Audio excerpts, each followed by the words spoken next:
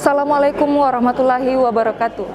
Halo Sobat Polri, kembali lagi dalam program acara Pahlawan News Bit Humas Polda Sulawesi Selatan bersama saya Bribda Ririn Aslan.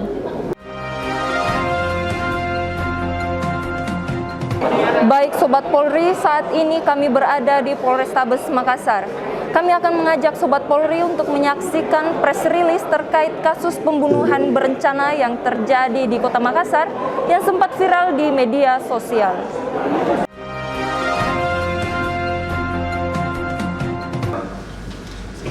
Pengembangan penyidikan yang telah dilakukan akan ditetapkan 5 tersangka yang rekan-rekan lihat di belakang kita.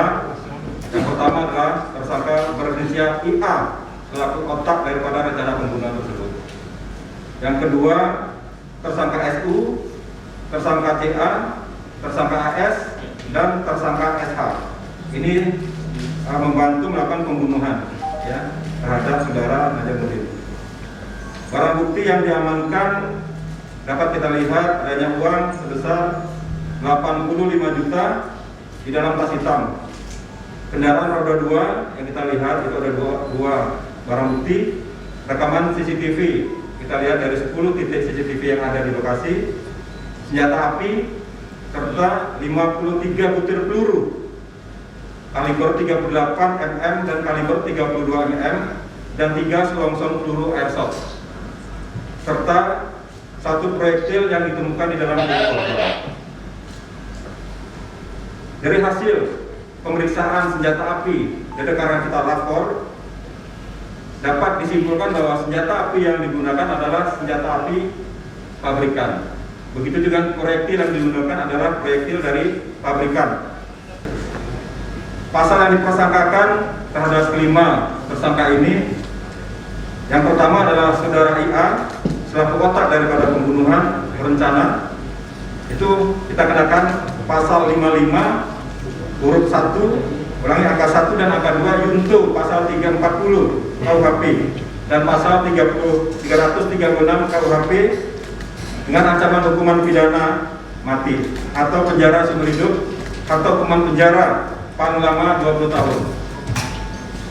Yang kedua, tersangka SU yang ikut membantu melakukan pembunuhan itu dikenakan pasal 55, pasal 56 yunto pasal 340 KUHP dengan ancaman hukuman pidana mati, penjara seumur hidup atau kurungan selama 20 tahun. Yang ketiga, untuk tersangka CA yang ikut membantu juga melakukan pembunuhan itu dengan pasal 340 KUHP dengan ancaman hukuman penjara seumur hidup atau kurungan paling lama 20 tahun. Yang keempat, tersangka AS membantu melakukan pembunuhan berencana.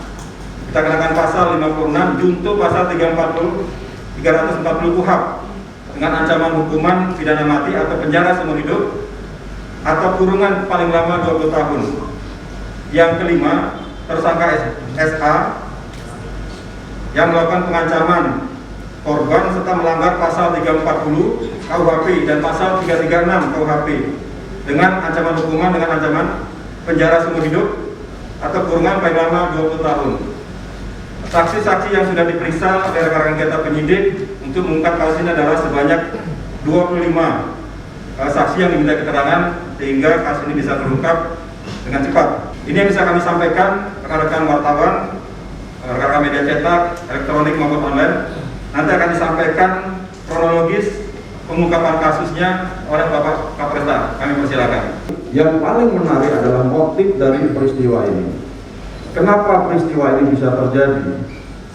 Rupanya setelah kita lakukan penyelidikan, ini didasari atau dimotivasi oleh asmara.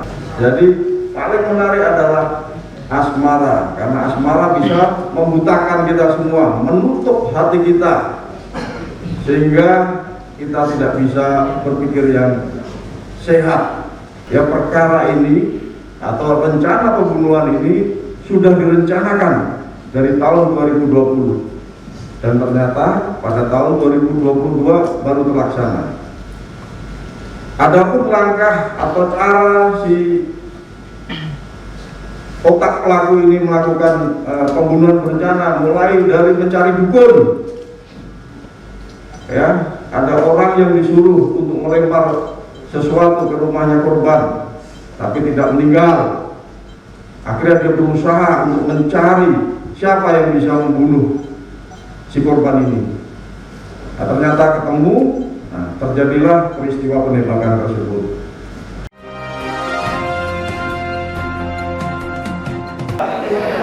Demikian Sobat Polri yang dapat kami sampaikan dari Polrestabes Makassar. Sampai jumpa di Pahlawan News berikutnya dan salam presisi.